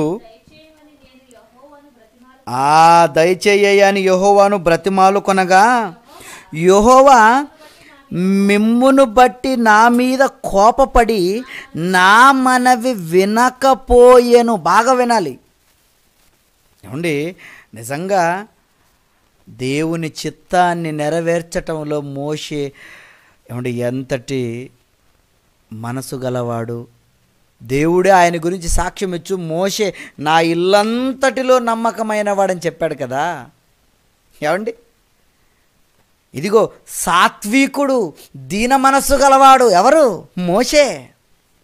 నా ఇల్లంతటిలో నమ్మకమైన వాడని బిరుదు పొందినటువంటి మోషే గారి మనవి ఎవరు వినటం లేదో తెలుసా? దేవుడు. అంటే మోషే ప్రార్థన దేవుడు వినటం లేదా? వినటం లేదు. ఎందుకు? తప్పు చేశావు మోషే, నీ మాట నేను వినను. ఏమండి, ఏం తప్పండి చేశాడు? బండతో మాట్లాడమంటే కొట్టడమా? ద్రోహులారా వినుడు అని ఏమండి ఆ కాని మాట నోట నుంచి రావడమా? ఏం తప్పిదాలండి. ఈరోజు వాటితో పోల్చుకుంటే నీ బ్రతుకు ఎలా ఉంది? నీ మాట దేవుడు వింటాడా? ఏదో ప్రార్థనలు, ఈరోజు ప్రార్థనలు పెరట ఎన్నో చేసేస్తుంటారు, వింటున్నాడులే అనుకొని. ఎవరు ప్రార్థన వింటాడయ్యా? ఆనాడు మోషే ప్రార్థనకి దిక్కు లేదు. అంతే కదా, ఆయన ఇంకేం చేస్తున్నాడు చూడండి. వినకపోయాను, మరి యెహోవా నాతో ఇట్లనను, చాలును, ఇక ఈ సంగతిని గురించి నాతో మాట్లాడొద్దు మోషే. ఎన్నిసార్లు మాట్లాడతావు మోషే? నేను విననని చెప్పాను కదా. మళ్ళీ మాటికి దేవుడా, పర్లేదు దేవుడు, వాళ్లే కదా దేవుడు అని రేపింది. అంతే కదండి, ఇశ్రాయేల్ రేపారట, అందుకే కోపం వచ్చిందట, అందుకనే ద్రోహులారా అన్నాడట, అందుకని ఆ కోపంలో కొట్టేశాడట బండని. వాళ్ళు రేపుతారయ్యా, నువ్వు రేగిపోతే అలా? ఏమండి, అంతే కదండి. ఈరోజు యాక్చువల్గా నేను అలా ఉండనండి, వాళ్ళే అలా చేశారండి. చాలామంది అంటుంటారు, నా నోట్లో ఆ మాట వచ్చిందంటే వాళ్ళేనండి వచ్చేలా చేశారు, వాళ్ళు చేస్తారు, నీకు బుద్ధి లేదా? లేదయ్యా, వాళ్ళేనయ్యా. అంతే కదండి. ఇక్కడ మోషే ఏమంటున్నాడంటే, ఏమంటే అక్కడ మీరు మాట్లాడితే యెహోవాను బ్రతిమాలు కొనగా, యెహోవా మిమ్మును బట్టేరా నా మీద కోపపడ్డాడు. మరి వాళ్ళ బట్టే వచ్చిందని దేవునికి తెలీదా? ఆ వీడియో దేవుని దగ్గర లేదా? వాళ్ళను బట్టే వచ్చింది, అయినా నువ్వు మాట్లాడకూడదు. నువ్వు దేవుడు చెప్పిన పని చెయ్యాలి. ఈరోజు ఈ విషయాలన్నీ క్రైస్తవులకు తెలియదండి. వాళ్ళ మీద కోపాలు, వీళ్ళ మీద ద్వేషాలు. వాడు ఎలాగైనా రేపుతాడు, నువ్వు రేగిపోకూడదు. ఏమండి, నువ్వు ఆవేశపడిపోయి నువ్వేదో మాట్లాడకూడదు, నువ్వేదో తొందరపడి దేవునికి ఇష్టం కాని కార్యాలు నువ్వేదో చేసేయకూడదు. ఎందుకంటే నీ మాటలు దేవుడు వినడు సుమా. ఏమండి, ఈ కీ పాయింట్ తెలుసా? తెలీదండి. ఎవరో రెచ్చగొట్టారని, ఎవరో ఏదో అన్నారని దేవుని కార్యాల్లో సైడ్ అయిపోతుంటారు. లేదండి, ఎవరు ఎన్నన్నా ఎన్ని అవమానాలు వచ్చినా, ఎన్ని బాధలు వచ్చినా దేవుని పని తూచా తప్పకుండా చెయ్యాలి అన్నాడు. మోషే చూడండి, నమ్మకమైన వాడు, కానీ ఒక్క పొరపాటు శిక్ష అనుభవించాడు. వెళ్ళలేదండి, ఆ ఊరు కానాను ఏమండి వెళ్ళలేదండి. దేవుడు ప్రేమించాడు కదా, ఇదిగో మోషేరా ఆ ఎత్తైన కొండెక్కు, కనపడుతుంది చూడు, చూసి ఆనందించాడు, అంతే, వెళ్ళలేదు. కనుక ప్రియులారా, ప్రార్థన చేయటంలో ఏమండి ఎలాంటివి ఉన్నాయో చూడండి. చిన్న తప్పిదాలు చేస్తేనే అతని ప్రార్థన దేవుడు వినడే. ఈరోజు నువ్వు దేవుని పనినే పక్కన పెట్టి ప్రార్థన చేస్తున్నావు, పాపులు రక్షించే పనినే పక్కన పెట్టావు, ప్రార్థనలో కూర్చున్నావు. పైగా 24 గంటలు ప్రార్థనేనట. నీ ప్రార్థన వింటాడా? వినడండి. ఇంకొంతమంది భక్తులు చూద్దాం చూడండి, మోసే ప్రార్థనను దేవుడు ఏమండి వినలేదు. అలాగే ప్రియులారా, ఇంకొంతమంది ఏమంటారంటే, ఏమండి ప్రార్థన దేవుడు వినాలంటే మీరు ఏడుస్తూ చేయాలండి. ఎందుకు? కన్నీటి ప్రార్థన దేవునికి ఇష్టమా? లేకపోతే కన్నీళ్ళు కరిగిపోతాడా? అంతే కదండి. ఎవరైనా వచ్చి, ఏమోనండి మేము నెల రోజులుగా నుంచి ప్రార్థన చేస్తున్నా కానీ ఏమో మా కుటుంబంలో ఏం జరగట్లేదండి. అయితే అమ్మ నువ్వు కన్నీటి ప్రార్థన చెయ్యి. ఒకవేళ కన్నీటి ప్రార్థన కూడా లేదా, ఉపవాస ప్రార్థన చెయ్యి. అవునా? ఇశ్రాయేలులు ఎలాంటి ప్రార్థనలు చేశారో ఒకసారి చూద్దాం ప్రియులారా. అదే ద్వితీయోపదేశ కాండంలో 1వ అధ్యాయము 42 వచనం నుంచి చదవండి ప్రియులారా. అక్కడే యెహోవా నాతో ఇట్లా నేను యుద్ధమునకు పోకుడి, నేను మీ యొద్ద ఉండను గనుక వెళ్ళకుడి, మీరు వెళ్ళినను ఇదిగో మీరు ఫస్ట్ మొదట్లో వెళ్ళమన్నాడండి. కానీ వీళ్ళే అయ్యో మేము గెలుస్తామా, ఓడిపోతాం కదా అని అనుకున్నారు. ఇంకా ఏమైందో తెలుసా, మళ్ళీ వెళతామన్నారు. ఇప్పుడు దేవుడు వద్దంటున్నాడు. దేవుడు వద్దన్నా కానీ వెళ్ళారండి. ఏమండి, దేవుడు వద్దన్నా కానీ వెళ్ళారు. ఆ వెళ్ళినందుకు ప్రియులారా ఎలాంటి పరిస్థితులు అక్కడ అలుముకున్నాయో తెలుసా? ఒకసారి 45వ వచనం కూడా చదవండి, 44 నుంచి. ఇప్పుడు వద్దన్నాడు కదా, దేవుడు వద్దన్న పని వీళ్ళు చేశారు, అయినా వెళ్ళారు కంటిన్యూగా. ఆ మాన్యములో నివసించిన అమోరీయులు మీకెదురుగా బయలుదేరి వచ్చి కందిరీగల వలె మిమ్ము తరమి ఏమండి హోర్మే వరకు షేయిరులో మిమ్మల్ని హతము చేసిరి. తర్వాత మీరు తిరిగి వచ్చి యెహోవా సన్నిధిని ఏడవగా యెహోవా మీ మొరను లక్ష్య పెట్టలేదు, మీ మాటను వినలేదు. దేవుడు చెప్పాడు, ఇదిగో వద్దరా. దేవుడు వెళ్ళమన్నప్పుడు అయ్యో మేము తక్కువ ఉన్నాం కదా, మేము ఇంతమంది వెళితే ఎలా ఉంటుంది, ఏమండి మేము వెళితే ఓడిపోతామేమో భయపడ్డారు. మళ్ళీ సిద్ధపడిపోయారు దేవుని అనుమతి లేకుండా. అప్పుడు దేవుడు వద్దన్నాడు, వెళ్ళకండి. మేము వెళతాంలే, మేము చేస్తాంలే అనుకున్నారు. చేసినా కూడా ఓడిపోయారు, చిత్తుగా ఓడిపోయారు. ఏమంటే ఆ చరిత్రను మళ్ళీ జ్ఞాపకం చేస్తున్నాడు మోషే. ద్వితీయోపదేశ కాండం కదా ఇది, రెండవసారి వాళ్ళకి జ్ఞాపకం చేస్తున్నాడు. అక్కడ ఉన్న వాళ్ళకి జ్ఞాపకం చేసుకున్నాడు, ఇదిగో ఇలా ఉండాలి మీరు. అప్పుడు మీ పితరులు మీ ప్రార్థనలు ఎన్ని చేసినా దేవుడు వినలేదు. ఎలా ప్రార్థన చేశారట వాళ్ళు, ఏమండి యెహోవా సన్నిధి ఏడవగా యెహోవా ఆ మొరను లక్ష్య పెట్టలేదు. ఏడిస్తే లక్ష్య పెట్టలేదా? లక్ష్య పెట్టడండి. ఎందుకంటే దేవుని మాటను వినలేదు. దేవుని మాటను వినలేకపోతే మీరు ఏడ్చి దొర్లి ఏమండి ఎన్ని పొర్లు దండాలు పెట్టి మీ మాట వినడండి. కారణం ఆయన చిత్తం చొప్పున జరిగించాలి.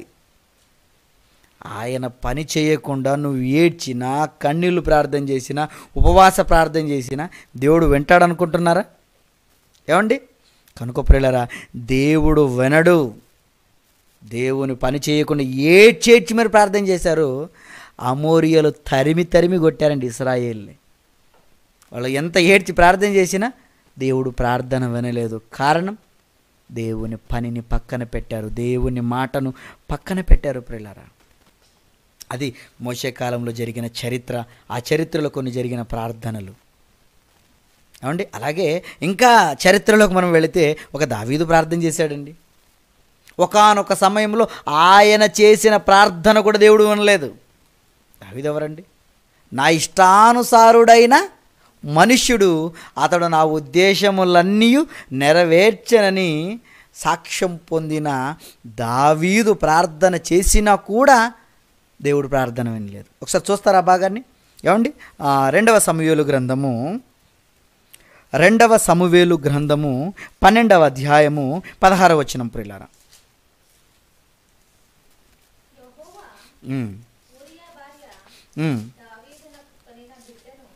ఊరియా భార్య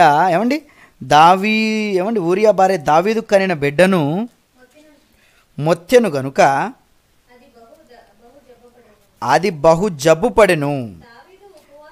దావీదు ఉపవాసముండి లోపలికి పోయి రాత్రంతయు నేల మీద పడియుండి ఆ బిడ్డ కొరకు దేవుని దగ్గర ఏం చేస్తున్నాడట? బతిమలాడుతున్నాడు. ఏమండి, ఇక ఏడిస్తే కూడా వినడా? ఉపవాస ప్రార్థన చేయమంటాడు ఈరోజు. అంతేకాదు, ఫాస్టింగ్ ప్రేయర్స్, ఉపవాస ప్రార్థనలు చేయండి. ఎందుకు? ఉపవాస ప్రార్థనలు చేస్తే దేవుడు వింటాడా? ఇక్కడ దావీదు గారు చేశారండి, ఉపవాస ప్రార్థన చేశాడు, నేల మీద పడ్డాడు. ఏమంటే రాత్రి అంతా నేల మీద ఉండి బిడ్డ కొరకు దేవుణ్ణి బతిమాలాడుకోలగా ఇంటిలో ఎన్నికైన వారు లేచి అతని నేల మీద నుండి లేవనెత్తుటకు వచ్చిరి. కానీ అతడు సమ్మతింపక వారితో కూడా భోజనం చేయకుండా ఎంత పిలుస్తున్నారట, లేపుతున్నారట. నీరసంగా ఉన్నాడే, మళ్ళీ లేపి భోజనం చేయమండి. లేదు, నేను ఉపవాస ప్రార్థనలో ఉండాలి. ఎంత చేసినా కానీ ఏమండి, ఇక్కడ దేవుడు ప్రార్థన విన్నాడంటాడా? కిందకి సమ్మతింపక ఉన్నాడు ఆయన. 7వ దినమున బిడ్డ చావగా. 7 రోజులు ప్రార్థన చేశాడా? ఎన్ని ఉపవాస ప్రార్థనలు చేసినా, ఎంత సతిగిలి పడిపోయి ఎన్ని పొర్రుదండాలు ఆయన పెట్టినా ఆయన వినలేదు. నోట్ చేసుకోవాలి బాగా మీరు. ఎందుకు వినలేదు? ఇష్టానుసారుడైన మనుష్యుడు కదా, వినొచ్చు కదా, వినలేదండి. కారణం, దేవుడు చెప్పనిది, అంటే దేవునికి విరోధమైన పని చేశాడు, దేవునికి విరోధమైన కార్యం చేశాడండి. అందుకనే దేవుడు ఆయన ప్రార్థనను వినలేదు. వ్యతిరేకంగా చేశాడండి దేవునికి. ఈరోజు దేవునికి వ్యతిరేకంగా నువ్వు బ్రతుకుతున్నావా?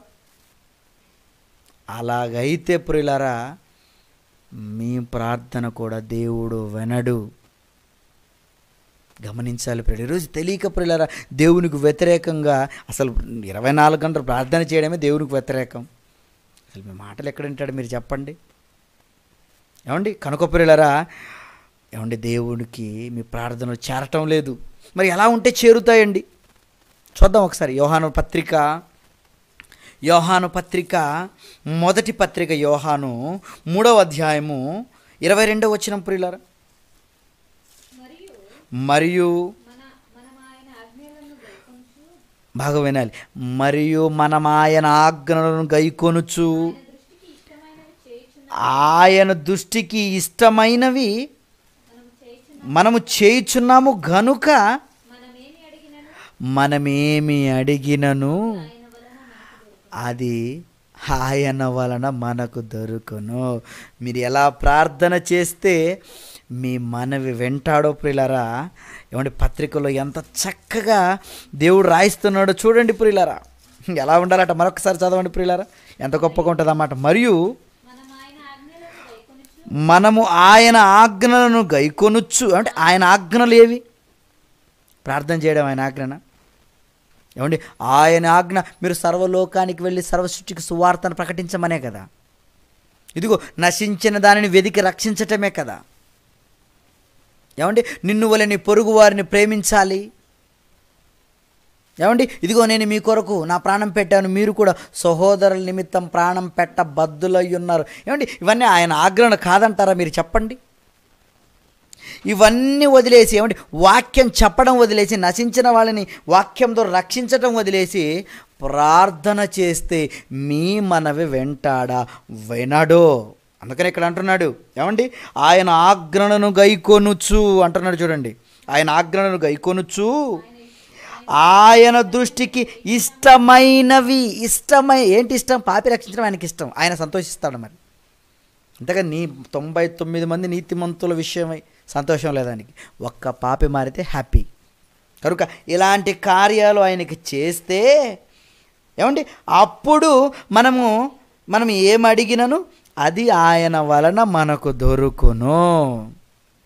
మీకు అర్థమవుతుందా? కనుక ఆయన పనుల్లో ఉండి ఆయన పనిలో భాగంగా మనం అడగాలి. ఇదిగో ఆత్మల రక్షార్థమని నువ్వు వెళుతున్నావా? అయితే ప్రార్థన చేయి. దేవుని వాక్యాన్ని చేతపట్టుకొని ఏమండి సర్వలోకానికి, పల్లెటూర్లకు, ప్రాంతాలకు ఈ వాక్యం చెప్పడానికి నువ్వు వెళుతున్నావా? ప్రార్థన చేయి, అడుగు. అంతేగాని పని వదిలేసి, సువార్త పని వదిలేసి, దేవుని కోసం ఏమండి ఆ యొక్క పని వదిలేసి నువ్వు ప్రార్థన చేస్తానంటే మీ మనవి ఆయన వినడు. దేవుని మాటలు వినాలి కదా, దేవుని మాటలు నేర్చుకోవాలి కదా, నేర్చుకొని వెళ్ళాలి కదా, అంతే కదండి. అలా కాకుండా ప్రార్థన చేస్తారా? సామెతల గ్రంథము చూడండి, ఒక మాట, చక్కని మాట. సామెతల గ్రంథము 28వ అధ్యాయము ఏమండి 28వ అధ్యాయం 9వ వచనం ప్రియులారా. సామెతల గ్రంథం 28వ అధ్యాయం 9వ వచనం ఏమండి, ధర్మశాస్త్రం వినకుండా, బాగా వినాలి, ధర్మశాస్త్రం వినకుండా ఏమండి చెవిని తొలగించుకొను వాని ప్రార్థన హేయము. బాగా వినాలి. నువ్వు ఒకవేళ వాక్యం వినట్లేదా? ప్రార్థన పరుడైపోయావా? ప్రార్థన వీరుడు అయిపోయావా? నువ్వు ఒకవేళ అయిపోతే దేవుడు రాయిస్తున్న మాట, ధర్మశాస్త్రం వినకుండా నీ చెవిని నువ్వు తొలగించుకుంటున్నావేమో. ఏం వినాలే వాక్యం అనుకుంటున్నావా? నీ ప్రార్థన దేవుడు వినడు. అపోస్తలుల బోధ ఏమండి, సహవాసం, రొట్టె విరుచుట, తర్వాత ప్రార్థన, పనిలో ఉండి ప్రార్థన చెయ్యాలి. అంతేగాని పని వదిలేసి ప్రార్థన చేస్తానంటే మీ ప్రార్థన ఎంత మాత్రము దేవుడు అంగీకరించాడు. అంతేకాదు మీ ప్రార్థన హేయమవుతుందట. ఈరోజు పని చేయక ప్రార్థనలు ఎంతమంది చేస్తున్నారు మీరు చెప్పండి? అది మీరు దీర్ఘ ప్రార్థనలా? నీ ప్రార్థనలు ఆయన వినటం లేదు. అందుకనే లూకా రాసిన సువార్తలో 20వ అధ్యాయంలో 47వ వచనం నుంచి మీరు చదవండి. ఎలా మాయావేషముగా ప్రార్థనలు చేస్తున్నారు అక్కడ రాస్తున్నారు చూడండి. వారు విధవరాల ఇండ్లను దిగబృంగుచు మాయావేషముగా దీర్ఘ ప్రార్థనలను చేయుదురు. వారు మరి విశేషముగా ఏమండి, వారు విశేషంగా ఏమవుతారట? శిక్ష పొందడానికి మీరు ప్రార్థన చేస్తున్నారా? ఎంత అవివేకపు పని అండి. ఎవడన్నా తన్నులు తినడానికి పని చేశాడు అనుకోండి, వాడు బుద్ధిమంతుడు అంటారా? ఇదేంట్రా వీరు దెబ్బలు తినడానికి పనులు చేస్తున్నాడేంటి, అడిగి మరి తనులు తింటున్నాడేంటి అన్నట్లు ఉంటుంది. ఇప్పుడు దేవుడు ఏమంటున్నాడు? మీరు దీర్ఘ ప్రార్థనలు అంటే మీ ప్రార్థన పెద్దగా పని వదిలేసి ప్రార్థనలు చేస్తున్నారా? శిక్షకే మీరు చేసేది. కనుక ప్రియులారా, ప్రార్థన అంటేనే వణుకు రావాలి. ఇంతకీ నేను ప్రార్థన చేస్తే నా మాట వింటాడా? నేను ఎలా ఉంటే వింటాడు? ఇదిగో పాపులం మనవి దేవుడు ఆలకింపడు అంటే నేను పాపిగా ఉండకూడదు. మరి ఎలా ఉండాలి? ఆయన ఆజ్ఞలను గైకొనుచు ఆయన చిత్తము చొప్పున జరిగిస్తే నా మాట వింటాడు. మరి జరిగించానా? ఏ విషయంలోనైనా తప్పిపోయానా? ఇదిగో మోషేను మొదలుకుంటే, దావీదు మొదలుకుంటే ఇంకా ఎంతోమంది వాళ్ళ ప్రార్థనను దేవుడు అంగీకరించే, చిన్న పొరపాటు చేస్తే అంగీకరించలేదే. ఈరోజు నేను మాట్లాడితే దేవుడు అంగీకరిస్తాడా అన్న భయంతో నువ్వు ప్రార్థన చేయాలండి. ఇది వదిలేసి ఈరోజు ప్రార్థన ఈరోజు చేస్తే ప్రియులరా, అబ్బా ఎంత బాగా చేస్తారండి ప్రార్థన, బాబా అంటే హ్యాట్స్ ఆఫ్ అండి అని చెప్పాలి వాళ్ళకి. ఎంత బాగా, చాలా స్పష్టంగా చేస్తుంటారండి. ఏం లాభం మీరు చెప్పండి?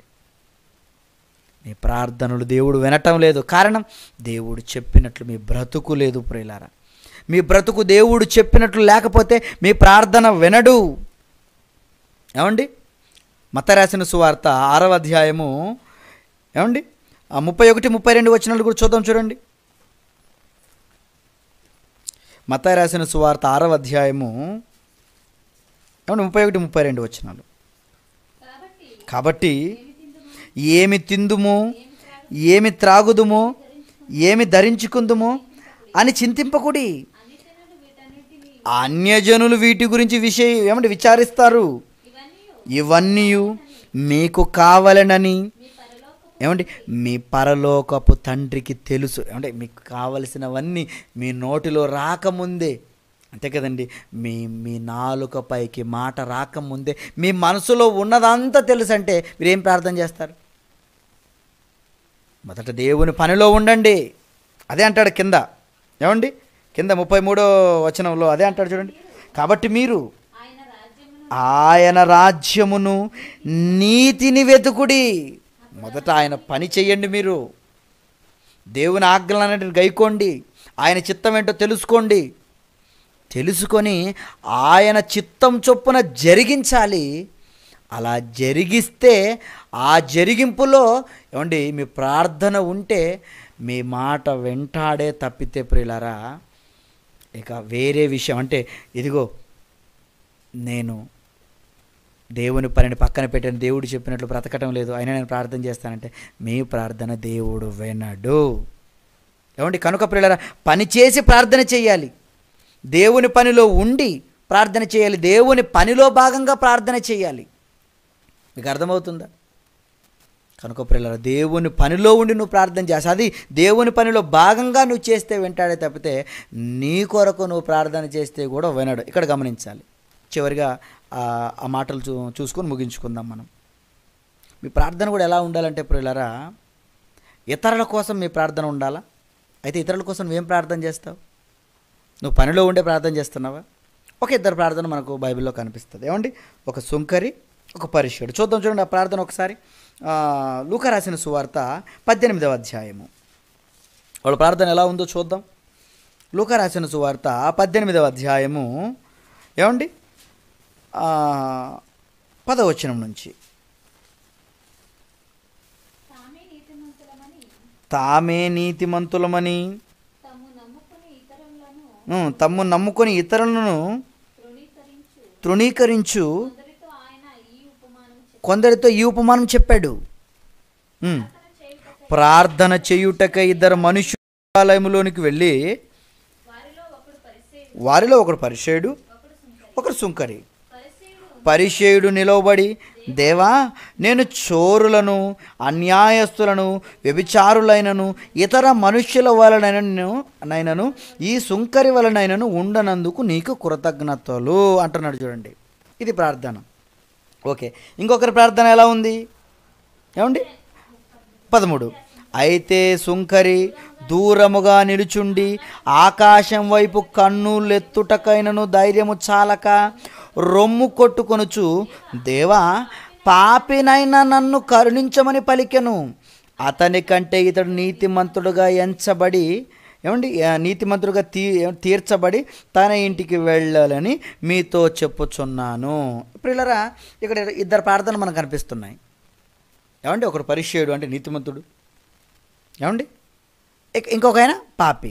ఇప్పుడు దేవుని మాట ఏంటి ప్రార్థన విషయంలో? దేవుడు ఎవరు ప్రార్థన వింటాడు? మనము యోహాను రాసిన సువార్త 9:31 చదువుకున్నాం కదా. దేవుడు పాపుల మనవి ఆలకింపడు. ఇదిగో మరి ఇక్కడ అంగీకరించాడు కదా. సుంకర ఎవరండి? పాపి కదా. మరి ఈయన ఇక్కడ ఏమండి పాపుల మనవి ఆలకింపడు అన్నాడు కదా. ఎవడైనా దైవభక్తుడు అయి ఉంటే ఆయన చిత్తం చొప్పున జరిగిస్తూ ఉంటే వింటాడు కదా. మరి ఈయన ఇక్కడ ప్రార్థన ఎందుకు విన్నాడు? కనుక మేము కూడా ప్రార్థన చేస్తాం అని ఇలా అంటారా? ఇలా అన్నా కూడా ఉంది మీకు సమాధానం. ఏమండి ఇక్కడ సుంకరి ఏమని ప్రార్థన చేశాడో ఒకసారి మళ్ళీ మనం ఆ ప్రార్థన చదువుదాం. అయితే సుంకరి దూరముగా నిలుచుండి ఆకాశం ఏమండి వైపు కన్నులెత్తి చూచుటకైన ధైర్యము చాలక రొమ్ము కొట్టుకొనుచు, దేవా పాపినైన నన్ను కరుణించు. బాగా వినాలి. పాపి ప్రార్థన చేశాడండి. ఎవరి కోసం చేశాడో తెలుసా? పాపి తన కోసం చేసుకున్నాడు ప్రార్థన. పాపినని ఒప్పుకుంటున్నాడు. ప్రియులారా ఏమండి దేవుడు ప్రార్థన వింటాడు. ఎప్పుడు వింటాడో తెలుసా? నీవు పాపివని ఒప్పుకున్నప్పుడు. అది కూడా ఎందుకు ఒప్పుకుంటా తెలుసా?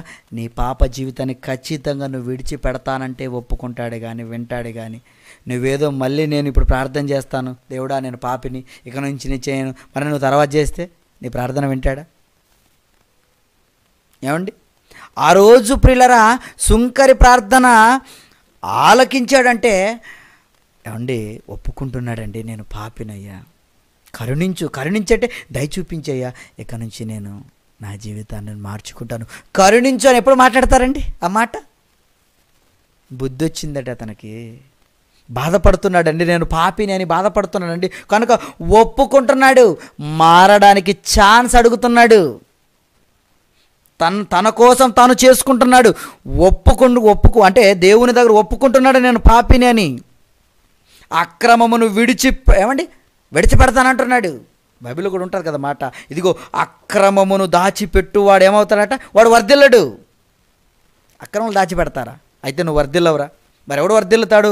అక్రమములను దాచిపెట్టకుండా ఒప్పుకొని వాటిని చేయకుండా ఉండివాడు వర్ధిల్లుతాడు. అదే చేశాడు సుంకరి. ఆయన పాపే, నేను పాపినయ్యా నన్ను కరుణించు అని తనను తాను తగ్గించుకొని పాపాన్ని ఒప్పుకున్నాడు. అందుకని దేవుడు అతని ప్రార్థన ఒప్పుకున్నాడు. మరి ఈరోజు నీ ప్రార్థన, పరిచయని ప్రార్థన నీది అంతేనా? తామే నీతిమంతులమని తెగ బిల్డప్. కనుక ప్రియులారా, ఈరోజు ప్రేయర్ టవర్స్ అవసరత ఉన్నదా అంటే, ఎక్కడో గోపురాల మీదకి ఎక్కి ప్రార్థనలు చేస్తామంటే అవసరత లేదండి. ఉన్నదల్లా ఒకే అవసరత ఏంటో తెలుసా? నువ్వు వాక్యం చెప్పు, పాపిని రక్షించు. అదే దేవుని పనిలో అదొక భాగం, పాపిని రక్షించటం. నువ్వు సర్వలోకానికి వెళ్ళాలి, దేవుడు వాక్యం చెప్పిన నువ్వు నడవాలి. ఆ దేవుని పనిలో భాగంగా నువ్వు ప్రార్థన చేస్తే దేవుడు ప్రార్థన వింటాడు. ఇక్కడ అదే చేశాడండి సుంకరి. దేవుని పనిలో భాగమే కదండి అతను మారడం. నువ్వు మారితే అది ఆయనకి ఇష్టం కనుక, నువ్వు అలా మారినందుకు నీ ప్రార్థన విన్నాడు కనుక, నువ్వు కూడా ఆయన పనిలో భాగంగా ప్రార్థన చేస్తేనే నీ మాట వింటాడని ఈ మాటల ద్వారా మీకు తెలియజేస్తున్నాను. పనిలో ఉండే ప్రార్థన చేయండి, పని లేకపోతే మీ ప్రార్థన దేవుడు వినడు. ఏ చిన్న మిస్టేక్ మీరు చేస్తూ ప్రార్థనలు చేసినా, ఆనాడు మోషే దావీదులకే వాళ్ళ ప్రార్థనకి దిక్కులేదు, ఇక మీ ప్రార్థనలు దేవుడు వింటాడంటారా మీరు చెప్పండి? ఏడ్చి గీపెట్టుకుని ఉపవాసాలు ఉండి ప్రార్థనలు చేశారు, పని వ్యతిరేకంగా ఉంటే వాళ్ళ ప్రార్థన వినలేదు ప్రియులారా. కనుక దేవునికి వ్యతిరేకంగా మన బ్రతుకు ఎంత మాత్రం ఉండకూడదు. గోపురాలు అవసరం లేదండి ప్రార్థనకు. వాళ్ళు ఆనాడు ఎక్కారంటే ఏకాంతత కోసం ఎక్కారు అంతే తప్పితే ఏదో అక్కడికి వెళితే వింటారని కాదు, దేవుడికి మీ సణుగు కూడా వినబడుతుంది. కనుక ప్రియులారా, ఇవన్నీ మీరు మనసులో పెట్టుకొని, ఇదిగో ప్రార్థన వేషధారుల వలె కాదు. నిజంగా మనం దేవుడు చెప్పినట్లు దేవుని ఆజ్ఞల ప్రకారం బ్రతుకుతున్నామా? ఆయన పనిలో భాగంగా అడిగితేనే మన ప్రార్థనలు వింటాడే కానీ, ఇక మనం లోక సంబంధం వేటి కోసం మనం అడిగినా, ఆయన పనిని తప్పించి మీరు దేనికోసమైనా అడిగినా మీ ప్రార్థన ఎంత మాత్రం దేవుడు వినడు. ఓకే ప్రియులారా, మీకు ఈ పాఠం అర్థమైంది నమ్ముతున్నాను. ప్రార్థన చేసుకుందాం, కళ్ళు మూసుకోండి. క్రీస్తునందు అతిమికిలిగా మమ్మల్ని ప్రేమించినటువంటి మా ప్రియ పరలోకపు తండ్రి, మీ ఉన్నతమైన మీ ఘనమైన నామానికి వందనాలు, స్తోత్రాలు. ఇదిగోనయ్యా, ఈరోజు ప్రేయర్ టవర్స్ అనే పేరుతో నాయన చేయరాని కార్యాలు ఈరోజు క్రైస్తవులుగా ప్రార్థనలు చేస్తున్నారు. నిజంగా ప్రార్థన చేయువాడు రక్షణ పొందుతాడు అంటే అందులో ప్రార్థన చేస్తేనే రక్షణ పొందుతారు అనుకుంటున్నారు కానీ, నిజంగానే మీ పనిలో ఉండి ప్రార్థన చేయాలని వాక్యాన్ని మేము చదువుతుంటే మాకు అర్థమవుతుంది. కనుకనైనా మీ చిత్తము చొప్పున మేము జరిగించాలి, అలా జరిగిస్తేనే పరలోకానికి వెళతాం. ఆ పనిలో భాగంగా మేము ఏమైనా కొదువగా ఉంటే ప్రార్థన చేయాలి, అంతేగాని మీ పనిని విడిచిపెట్టి మేము మిమ్మల్ని వేడుకుంటే మీరు మా మాట వినరు అని ఆయన గ్రంథంలో వ్రాయబడిన మాటలు బట్టి మాకు అర్థమవుతుంది. కనుక మీ మాటలు విన్న మేము నాయన ప్రార్థన కాదయ్యా, మీ పనిలో మేము ఫస్ట్గా ఉండాలి, మిమ్మల్ని సంతోషపెట్టేవారుగా ఉండాలి. ఆనాడు యేసుక్రీస్తులు అదే పనిలో ఉన్నారు, అపోస్తలులు అదే పనిలో ఉన్నారు, పనిచేసి ప్రార్థించారు. మేము కూడా ఈ తరంలో పనిచేసి ప్రార్థన చేసేవారుగా ఉండటానికి గల సహాయమును దయచేయండి. ఇలాంటి జ్ఞాన సంబంధమైన మాటలు నాయన మాకు నేర్పినటువంటి ఆత్మీయ తండ్రి గారిని బట్టి వందనాలు. అలాగే తండ్రి, కర్ణాటక ప్రాంతంలో ఈ యొక్క సువార్త పనుల్లో నాయన మమ్మల్ని పురికొల్పుతూ, ఇదిగో మీరు దేవుని సేవ కోసమే పుట్టారని మమ్మల్ని పనిలో నిలబెడుతున్నటువంటి ఆత్మీయ అన్నయ్యని బట్టి, అన్నయ్య కుటుంబాన్ని బట్టి మీకు వందనాలు చెల్లించుకుంటూ యేసుక్రీస్తు నామములో ఈ ప్రార్థన అడిగి వేడుకుంటున్నాము తండ్రి. ఆమేన్. ఓకే, అందరికి వందనాలు ప్రియులారా.